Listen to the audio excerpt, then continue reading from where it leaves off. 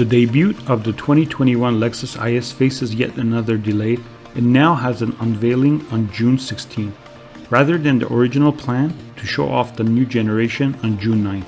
The company offered no reason for pushing back the premiere an additional week.